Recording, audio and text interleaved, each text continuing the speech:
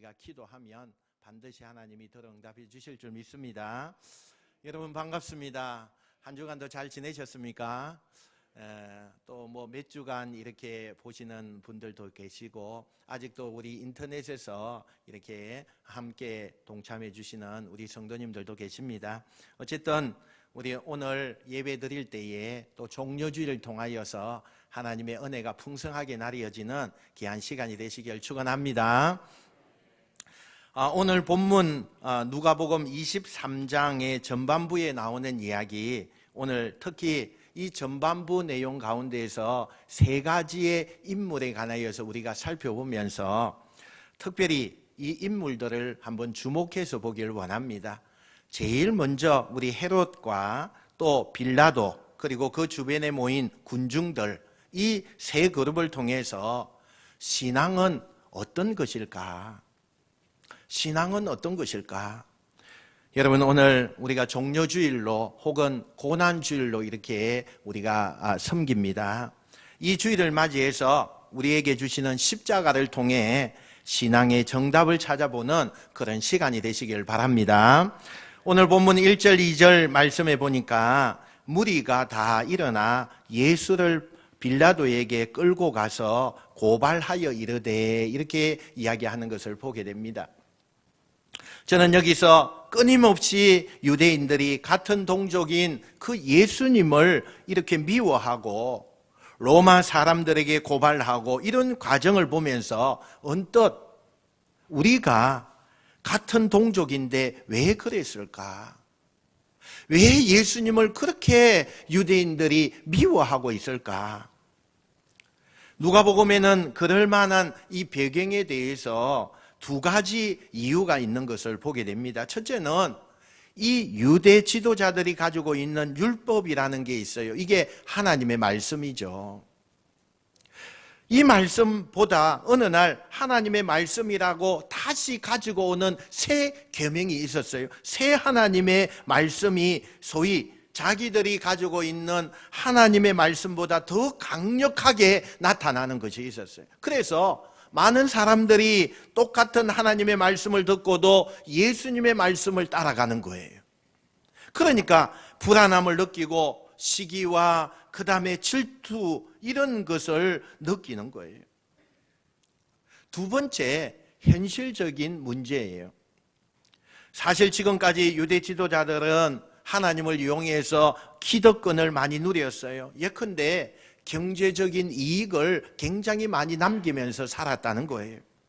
누가복음 앞쪽에 우리가 보시면 성전에서 예배를 드릴 때에 소나 양이나 염소나 비둘기나 이런 것을 다 팔면서 이 제사장들이 이득을 얻었어요. 또 환전을 하면서 우리가 일반적으로 하나님 앞에 제사 드릴 때는 이렇게 돈을 바꾸어서 하나님 앞에 드려야 된다, 이렇게 해서 환전을 하면서 막대한 이익을 제사장들이 취했어요. 그런데 어느 날 예수님이 오셔서 그런 것들을 다 뒤엎어 내는 거예요. 그리고는 성전이 기도하는 곳이지 이런 부수적인 것들의 본질이 되어서는 안 된다, 그러면서 소위 계획을 하고 있다는 겁니다.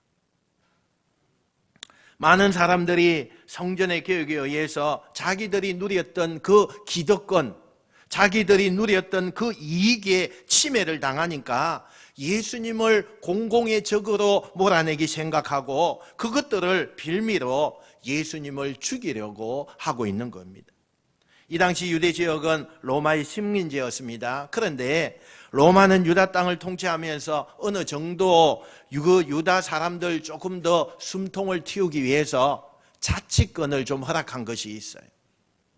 그래서 그 기본적인 자치권을 인정해주고 너희들이 입만 열면 뭐 이렇게 나에게 가져와서 이렇게 하니까 너희들이 얼마나 힘들겠느냐. 그러니까 너희가 조금 소소한 거, 이런 것들은 너희 자치적으로 다 해결해라, 이렇게 자치권을 인정해 주었다는 거예요. 그리고는 여러 가지 일들을 이 유대인들이 자기 안에서 그 문제를 다 해결받도록 했어요. 그런데 이 로마에서 그보다 더 무거운 것들, 즉 예를 든다면 사형 판결을 내린다든지 사형 집행을 하는 것, 이런 것들은 이 유대인들이 할 수 없는 거예요. 이것은 로마에게 가지고 와서 재판을 받고 심판을 받아야 하는 그런 것으로 만들었어요. 그런데 지금 유대인들이 예수님을 고발하는 거예요. 예수님이 신성을 모독했다. 그리고 로마법에 의해서 국가 내란 그런 것을 엄모하는 죄를 가지고 있다. 그래서 우리가 이 예수님을 너희들에게 고발한다. 이 예수님을 죽여달라. 이렇게 이야기를 하고 있다는 겁니다. 그리고는 예수님을 끌고 온 거예요. 2절 말씀해 보니까요. 우리가 이 사람을 보매 우리 백성을 미혹하고 가이사에게 세금 바치는 것을 금하며 자칭 왕 그리스도라 하더이다 하니, 이렇게 이야기해요. 여러분, 빌라도에게 예수님을 고발하는 제목이 오늘 이 2절 말씀에 3가지가 되어 있습니다. 첫째가 사람들 미혹하고 선동했다. 두 번째가 로마 황제에게 세금을 바치는 것을 하지 말라고 했다. 세 번째가 자기가 이 나라의 왕이라고 말했다. 그래서 굉장히 이 예수라고 하는 사람이 로마의 위협적인 사람이고 우리에게도 너무나 많은 것을 잘못되게 만든다. 그래서 이 사람을 재판해달라, 그리고 죽여달라, 이렇게 고발을 하는 거예요. 이 빌라도가 신문을 합니다. 그런데 이 빌라도가 예수님을 신문하면 신문할수록 예수님에게는요 죄가 없어요. 아무리 신문을 하고 아무리 밝혀보려고 해도 죄가 없는 거예요. 뭔가 좀 이상하다는 느낌이 들어요. 보통 사람들이 자기 앞에 와서 신문을 받으면 자기 죄를 강하게 부정하거나 아니면 굉장히 부정적으로 큰 소리를 하면서 뭐 두려워 떨기도 하고 저항을 하든지 이런 종류들이 있는데, 예수님은 전혀 그렇지가 않아요. 자기 죄를 부인하지도 않고 그렇다고 뭐 반항하거나 여기에 대해서 분쟁을 하거나 이렇게도 하지 않아요. 오히려 너무나 당당한 거예요. 아무리 이렇게 저렇게 신문을 해봐도 도대체 이 빌라도의 입장에서 예수님이 무슨 죄를 지었지? 그것만 계속 생각에 남게 된다는 거예요. 그 발견할 수가 없어요. 그래서 빌라도가 결국 신문을 다 마친 다음에 사람들에게 이렇게 결론을 통보하죠. 4절 말씀요. 내가 보니 이 사람에게 죄가 없도다. 내가 아무리 이렇게 신문하고 이렇게 조사해 봤는데 너희들이 말하는 것처럼 죄를 물을 수가 없다. 그리고 내가 석방시켜 주려고 한다. 그런데 웬일입니까? 사내들인 공회원들이 다른 때 같으면 빌라도라는 사람이 굉장히 무서워서 그냥 돌아가고 이렇게 할 텐데 오늘은요 거칠게 항의를 시작하게 하는 거예요. 여러분, 이런 상황에 빌라도가 2가지의 걱정이 생기기 시작한 거예요. 하나는 지금 6월절에 예루살렘에 모임 인파가 100만 명에서 200만 명이 여기에 모여들고 있어요. 그러면 혹시라도 잘못해서 폭동이 일어난다면 그 가나를 책임지고 있는 이 빌라도에게 크나큰 그 너무나 국가적으로 로마에서 정책이 그렇게 굉장히 무서운 정책이 내려오니까 위험한 거예요. 그래서 그런 일들이 일어나지 않기를 굉장히 조심하고 있는 입장인 거예요. 두 번째, 지금 예수님을 끌고 와서 고발하는 사람들이 누구냐 하면 평범한 사람들이 아니에요. 유대인들 가운데 최고의 그 지역의 유지들이에요. 어떤 사람이 낯선 지역에 가서 그 지역을요 좀 잘 관할하려면 어떻게 되느냐, 그 지역에 있는 유지들과 관계를 잘 맺어야 돼요. 그게 정치예요. 정치예요. 그런데 이 지역의 유지들이 강하게 집단으로 반발을 합니다. 그러니까 이 빌라도의 입장에서는 당황스러운 거예요. 빌라도가 고민에 빠지게 되죠. 여러분이 빌라도라면 어떻게 하시겠어요? 이 상황에 어떻게 여러분이 재판을 하시겠어요? 빌라도가 고민을 하다가 한 가지 지혜를 짜냅니다. 내가 볼 때 죄가 없는데 저 사람들이 자꾸 자꾸 죄가 있다고 저 사람을 좀 죽여달라고, 저 사람을 좀 죽이는 그런 권한을 우리에게 좀 달라고 이렇게 하는데, 내가 이렇게 저렇게 결론을 쉽게 내릴 수가 없겠다. 그래서 빌라도가 선택한 방법이 있어요. 그게 6절 7절 말씀이, 빌라도가 듣고 그가 갈릴리 사람이냐 물어 헤롯의 관할에 속한 줄 알고 헤롯에게 보내니, 이렇게 되어 있어요. 어떤 방법을 선택하느냐? 예수님이 갈릴리 사람의 출신이니까 그의 출신인 갈릴리 해당 지역의 사람에게 보내서 그 사람을, 그 지역에 있는 사람이 재판을 하면 되겠다. 그래서 그 지역에 누가 책임자냐 봤더니 헤롯이에요. 헤롯. 그 헤롯에게 보내서 갈릴리 지역의 책임자니까 재판하도록 하자. 그리고 자기는요 손을 떼는 거예요. 손을 떼. 여러분, 이 정치가들이요 참 얼마나 이게 이 마음속에 간악한 마음이 많은지 몰라요. 이 빌라도는 처음부터 예수님이 어떤 잘못이 없다는 것을 확신한 사람이에요. 그런데 잘못이 없다는 걸 알면서도 결국에는 예수님을 헤롯에게 넘기는 이유가 뭐예요? 정치적으로 계산을 하고 있는 거예요. 오늘날 우리나라도 지금 선거를 해야 되잖아요. 그러니까 정치 유세가 얼마나 많아요. 저는요 그 정치 유세를 그렇게 많이 이야기하면서 곧 당선되면 다 해줄 것처럼 하다가 아직도 다 못한 정치인들이 많잖아요. 이 정치적인 것을 생각한 거예요. 여러분, 이 빌라도가 뭘 잘못했습니까? 여기서 우리는 신앙의 잘못 첫 번째를 우리가 발견할 수가 있어요. 빌라도에게 지금 잘못한 걸 하나 뽑으라면 진리인 줄 알아요. 그 진리를 해서 외면했다는 것이 잘못된 거예요. 사실 인간적으로 보면 빌라도가 잘못한 게 없습니다. 예수님이 갈릴리 사람에게 그곳의 지역에 속한 사람이니까 그 지역에 있는 헤롯에게서 내가 재판해라 이렇게 넘기는 거기 때문에 합법적인 결정이에요. 그러나 인간의 눈으로 보면 그렇게 평가할 수 있지만 하나님의 눈으로 봤을 때는 과연 빌라도가 잘못한 일이 없을까? 우리가 고백하는 신앙 고백 있잖아요. 그 신앙 고백에 뭐라고 되어 있죠? 본디오 빌라도에게 고난을 받으사. 하나님은요 예수님의 고난에 빌라도가 책임이 있다 그렇게 말씀하고 있다는 거예요. 빌라도가 아무리 나는 무죄를 처음부터 인정했고 나는 어쩔 수 없는 입장이고 그랬다 할지라도 하나님은 빌라도를 예수님을 죽인 죄인으로 규정하고 있다는 거예요. 여러분, 신앙이 뭡니까? 이 신앙이라고 하는 것은 진리를 따라가는 거예요. 진리를 인정하는 거예요. 그게 신앙이에요. 여러분, 우리에게 진리가 뭡니까? 하나님을 하나님으로 인정하는 게 그게 진리죠. 우리가 하나님이 허락하신 이 주의를 지키는 것, 그것이요 진리죠. 우리가 살다가 힘들고 어려우면 세상으로 가는 것이 아니라 하나님 앞에 와서 우리가 기도하는 것, 하나님을 찾는 것, 그게 진리죠. 어떤 상황에도 하나님의 말씀을 듣고 순종하는 것, 이게 진리라는 거죠. 그런데 우리는 때때로 그게 진리인 줄 알아요. 그 진리를 알면서도 그걸 회피하는 거예요. 너무 바쁘다는 이유로, 내가 손해본다는 그 이유로, 아니면 다음에 하면 된다는 이유로 이게 진리인 줄 알아요. 알지만 애써서 합리화해서 그 진리를 외면할 때 그것은 여러분 하나님 앞에 신앙이라고 할 수 없는 거예요.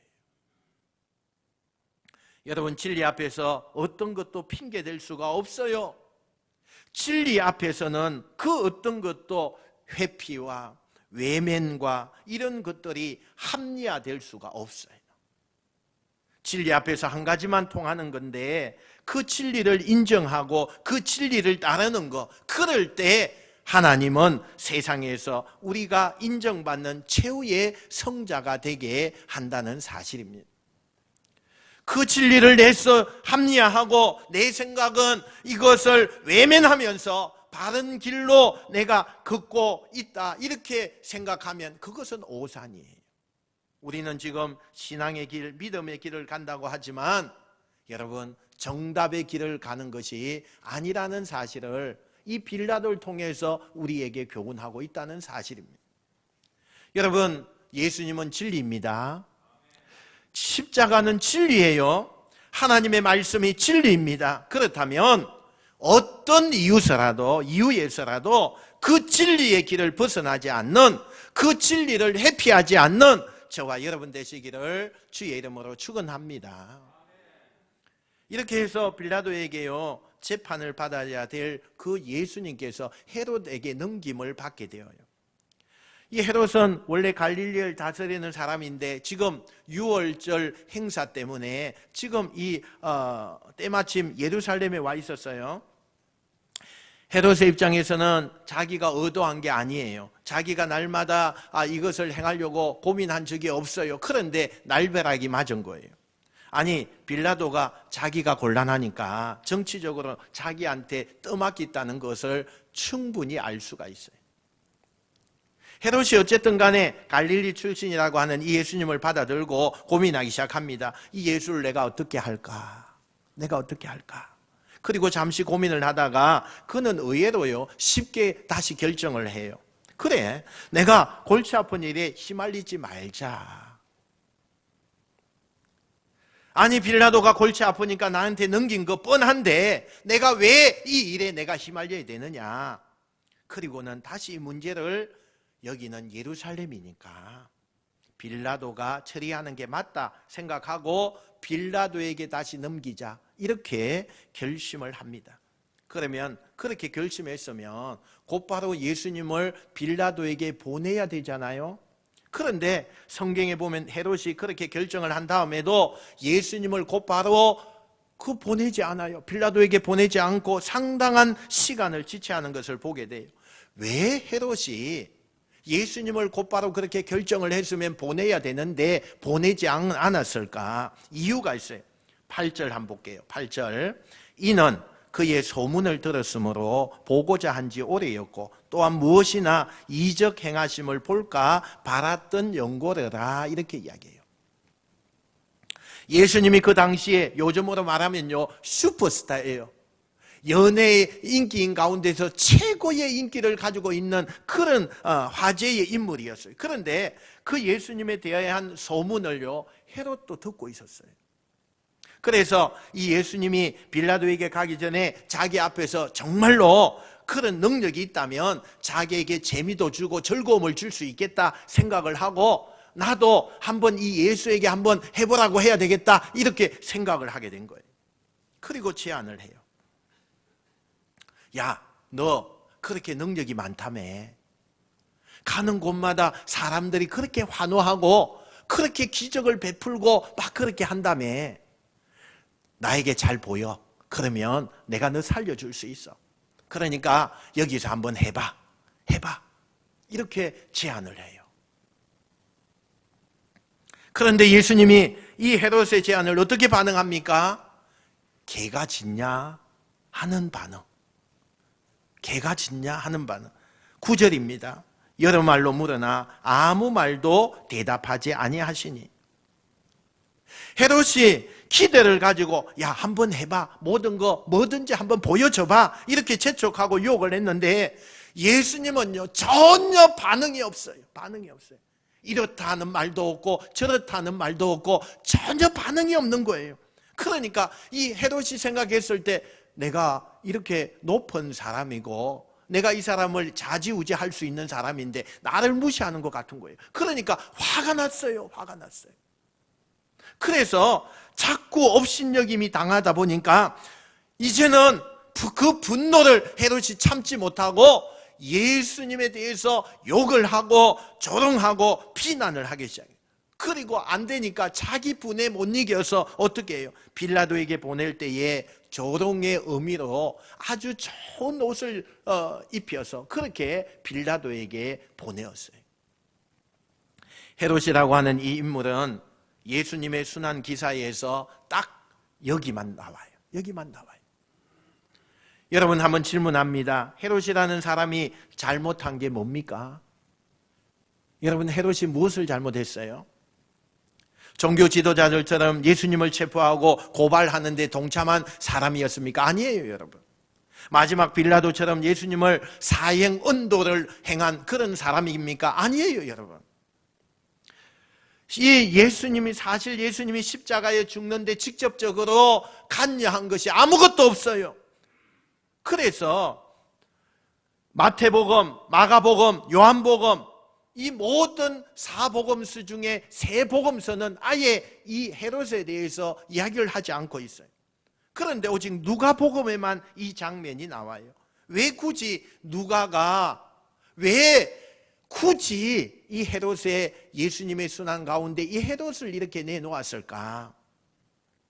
여러분, 이게 바로 하나님께서 주시는 두 번째 신앙의 잘못된 것을 말하기 위해서인 것입니다. 전 누가가 우리에게요 가르치려고 했던 것이 분명히 있다고 생각을 해요. 한번 따라해 봅시다. 재미가 인생의 답은 아닙니다. 여러분 그래요. 앞에서 본 것처럼 헤롯은 예수님을 직접 죽이려고 하지도 않았어요. 그러나 헤롯이 과연 잘못한 것이 없다고 할 수가 있습니까? 아니에요, 여러분. 예수 그리스도를 믿지 않았어요. 그저 자기에게 하나님의 아들 예수 그리스도가 기적이나 보여주고 재미나 주는 대상으로 이 예수님을 여겼다는 거예요. 이 헤롯은 예수님을 나의 구원자, 예수님을 내가 믿음으로 말미암아 영원한 생명이 있는 영생복락의 저 천국을 바라본 그런 사람이 아니었어요. 그냥 재미의 대상, 즐거움의 대상 이렇게만 보았다는 거예요. 결국 누가는 신앙이라는 게 하나님이라는 것을 우리가 믿는 게 재미로 아는 게 아니라는 것을 우리에게 말해주고 있다는 겁니다. 여러분, 오늘 우리가 어찌 보면 헤롯처럼요 우리의 신앙생활을 재미를 위해서 하는 분들이 있다면 어쩌면 오늘 지금 헤롯처럼 신앙의 오답의 길을 걷고 있다는 거예요. 여러분, 재미있으면 교회 나가고 재미없으면 교회 안 나가고 재미있으면 예배 드리고 재미없으면 예배 드리지 않고 그게 뭐예요, 여러분? 그게 뭐예요? 그게 정말 우리의 신앙에 잘못된 길을 가고 있음을 우리에게 증명하고 있다는 거예요. 사람이 재미와 즐거움으로 신앙생활을 하면요 자꾸만 자극적인 것을 찾아요. 그래서 더 센 이야기, 더 자극적인 이야기, 그리고 막 눈에 보이는 현란한 것들, 소위 치유 집회, 뭐 방언, 은사, 무슨 기적이 일어났다 이런 것만 쫓아다니는 거예요. 재미로 내가 신앙생활하면 그런 것들만 쫓아다니게 돼 있어요. 물론 여러분, 뭐 재미 좋겠죠. 여러분, 이게 자기를 너무 재미있게 하고 흥미롭게 하고 마치 굉장히 쇼킹한 사건으로만 자꾸 예수님을 믿게 되다 보면 재미가 대상이 되니까 그게 목적이 되니까 한 주라도 예배가 재미가 없으면 난 다음 주에 예배 안 나와. 이렇게 되는 거예요. 이렇게 되는 거예요. 물론 여러분, 우리가 어린아이들이나 교회에 처음 나온 초신자들에게 신앙의 뿌리를 우리가 내리게 하기 위해서는 재미를 줘요. 아이들에게 달란트 게임도 하고요. 많은 재미를 줘요. 그러나 여러분, 그 재미를 주는 것은 신앙으로 가기 위한, 성숙으로 가기 위한 통로일 뿐이지 그게 목적이 되어서는 안 된다는 말입니다. 저는 거꾸로요, 신앙생활은 좀 진지해야 된다고 생각해요. 우리가 하나님 앞에 때로는요 좀 진지해야 되지 않겠습니까? 우리가 이렇게 말씀을 들으면서 나에게 주신 이 말씀을 묵상하면서 좀 진지해야지요. 그냥 하나님의 말씀을 재미로만, 흥미로만, 즐거움으로만 들으려고 하면 그게 하나님의 말씀이겠습니까? 내가 기도하면서 지금 나에게 향하신 하나님의 마음이 어떠한가, 어떤 건가, 그 마음을 알려면 좀 진지해야지. 우리가 하나님의 마음을 알 수 있는데 너무 가볍게 재미로 기도하고 재미로 장난치듯 기도하고 장난치듯 대화한다. 여러분, 그게 신앙입니까? 신앙이 아니에요. 진지하면 당장은 좀 힘든 것 같아요. 그러나 그 진지함이 훈련이 되어지면 자극적인 세상이 주는 즐거움이 아닌 내 안에 성령께서 주시는 그 평안과 기쁨과 안식이 우리에게 찾아온다는 것을 믿으시기 바랍니다. 헤롯처럼 저와 여러분 예수님을 재미의 대상으로 보지 말고 나의 주여, 나의 하나님으로 진지하게 믿고 고백하고 따르는 이 인생의 정답을 여러분이 행하시는 그런 귀한 자가 되시길 축원합니다. 이렇게 빌라도에게는요, 헤롯에게 빌라도에게 또 이제 빌라도에게 또 가는 거예요. 빌라도의 간청에 예수님이 돌아왔다라는 그 소문이요 나도니까 많은 백성들이 빌라도의 그 재판하는 것에 찾아오게 되었어요. 예수님의 재판을 구경하기 위해서 수많은 사람들이 모여들기 시작했어요. 어느덧 굉장히 많은 사람들이 예수님의 재판을 구경하려고 모여든 그 자리 앞에서 빌라도가 다시 이야기를 해요. 나는 이 예수가 무슨 죄가 있는지 찾지 못했다. 나뿐만 아니라 헤롯도 예수님을 내가 보냈는데 무슨 죄를 지었는지 그도 찾지 못했다. 그러므로 나는 너희가 예수를 죽여야 한다라고 하는데 동의할 수가 없다. 그런데 이렇게 많은 사람들이 예수를 죽여야 한다, 처형해야 한다고 하니 내가 너희들의 여론도 있고 다수의 그런 모형도 있고 하니까 내가 사형 대신에 태형을 내리겠다. 여러분 태형이 뭡니까? 매질하는 거예요. 매질하는 거예요.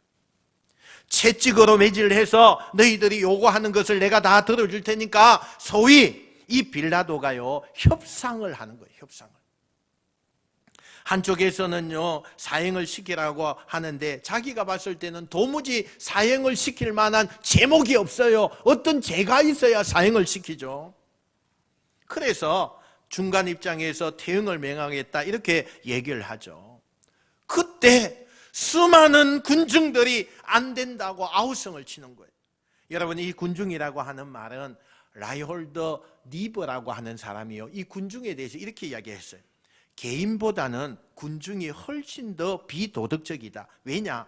군중은 자기 얼굴 감출 수 있기 때문이다. 이렇게 이야기를 했어요. 여러분 사람이 자기 얼굴 드러내면 양심적이고 도덕적이고 자기 얼굴이 드러나니까 책임도 있고 절제도 행해요. 그러나 군중 속에 숨어서 내 얼굴이 안 보여요. 내 얼굴이 뚜렷하게 보이지 않아요. 그러니까 어떻게 해요? 그곳에 도덕과 양심이요 그곳에 없는 거예요. 군중들이 집단으로 반발합니다. 그러니까 빌라도가 안 되겠다 생각을 하고 제2의 협상을 하게 돼요. 여러분 우리나라에도 국가의 그런 기념일이 되면 특별히 예를 들어서 8.15가 된다든가 이렇게 되면은 죄인들을 석방해주는 또 죄인들의 그 죄를 좀 감형해주는 그런 법이 있잖아요. 유대인에도 마찬가지예요. 이 죄수 한 사람을 사면하는 그런 관습이 있었어요. 그래서 이 빌라도가 무장 독립운동에 가담했던 이 바라바라고 하는 그 사람을 앞에 세우고 그리고 옆에다가 예수님을 세운 다음에 대중들에게 물어봐요. 내가 6월절 명절을 통해서 한 사람을 내가 좀 석방하려고 하는데 이 두 사람 중에 너희가 누구를 석방해 주면 좋겠느냐 묻는 거죠. 이 빌라도의 생각에는 이 바라바라고 하는 사람은 흉측한 살인자예요. 너무너무 아주 그냥 우리 같으면 소름이 끼칠 정도의 살인자예요. 살인마예요. 국가적인 테러리스트예요. 그리고 예수님은 많은 사람들이 따라다녀서 거기에 기적을 보고 은혜를 입은 사람이에요. 그러면 빌라도가 봤을 때 아무래도 예수님을 선택할 거다 이렇게 짐작을 했어요. 그런데 여러분 결과적으로 보세요. 어떻게 해요? 그 다른 반응이 나와요. 18절요. 우리 한번 같이 읽어볼까요? 18절 말씀 시작. 무리가 일제히 소리질러 이르되 이 사람을 없애하고 바라바를 우리에게 놓아주소서 하니, 여러분 전혀 뜻밖의 바라바를 풀어주고 예수를 처형하라고 외침이 들리기 시작해요. 물론 여러분 이것을 생각하지 않은 유대인들 제사장들이 아니에요. 아마 그 속에 군중들 속에 아마도 예측한데 각본을 짜놨을 거예요. 평범한 군중들 틈바구니 속에다가 자기들의 사람을 심어놨을 거예요. 그래서 군중을 선동하고 이쪽에서 선동하고 분명히 예수님을 죽여야 된다, 예수님을 죽이라고 외쳐라, 그리고 많은 사람이 그게 따라오게끔 해라, 이렇게 아마 해놓았을 거예요. 빌라도는 너무 당황하죠. 다시 재차 물어요. 너희들 진짜로 이 예수를 처형하기를 원하느냐? 나는 이 예수가 죄가 없어서 태형을 선고하는데 그렇게 하기를 원하느냐? 이렇게 묻죠. 그랬더니 군중들이요, 더 크게 소리를 지르면서 그를 십자가에 못 박아야 한다, 이런 어떤 사람의 발언이 나오게 돼요. 그러니까 나머지 군중들이 못 박아라, 못 박아라, 그렇게 난리를 치는 거예요. 결국 빌라도는 군중들의 요구에 굴복을 해요. 그가 죄가 없으신 예수님에게 할 수 없이요, 십자가형의 선고를 내리게 되는 거예요. 우리는 알아야 돼요.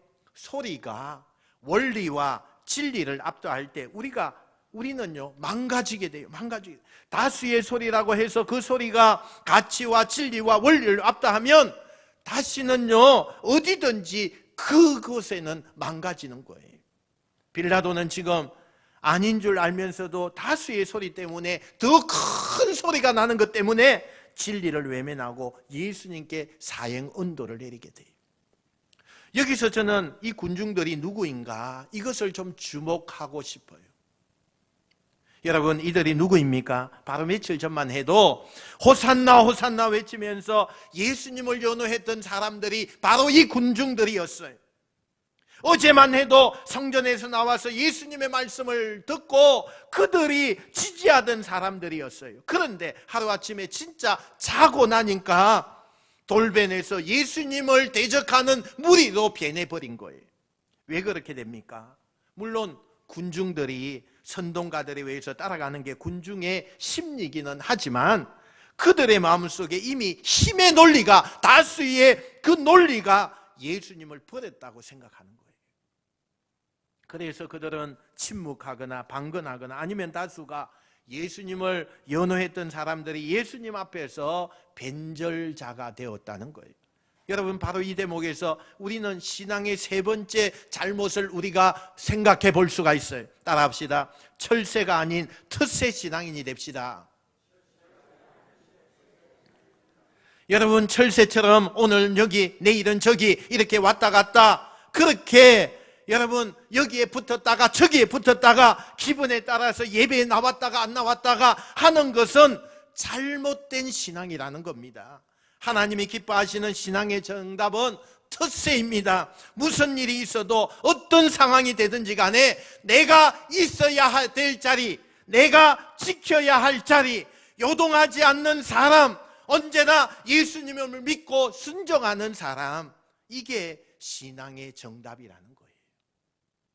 여러분, 신앙에 있어서 철새처럼 이리저리 옮기면서 행동하면 당장은 좋을 수 있어요. 아니, 그 자리에 지키고 있으면 손해가 되기도 하고 힘들 수도 있어요. 그러나 그 모든 것을 지켜보시는 하나님은 그의 중심과 그의 마음이 요동하지 않을 때 하나님 앞에서 영원한 성자가 되게 하신다는 거예요.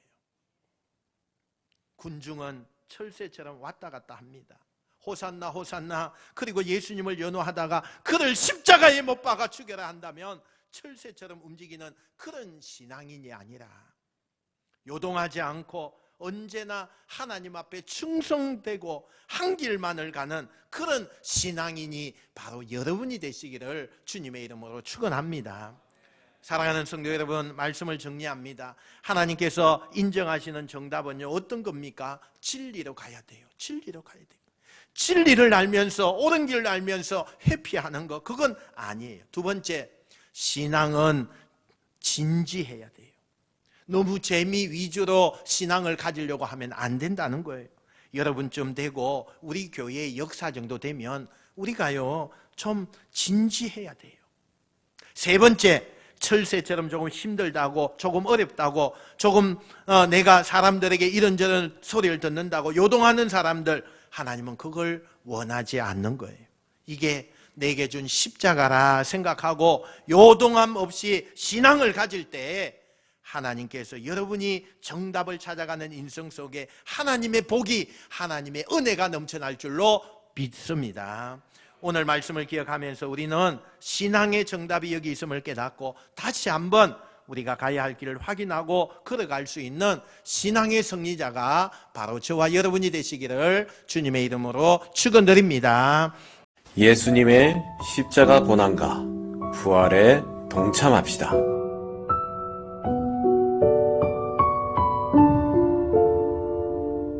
십자가 고난 찬양을 온 마음으로 부르며 참여합니다.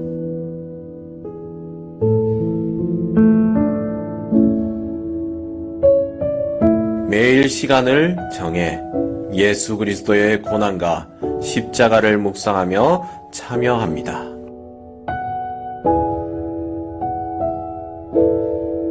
예수님의 고난과 십자가와 관련된 성경 구절을 필사하며 참여합니다.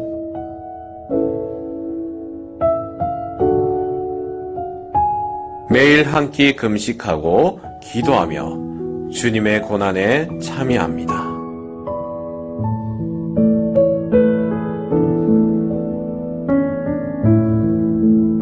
부활절 계란을 이웃과 나누며 부활의 기쁨에 참여합니다.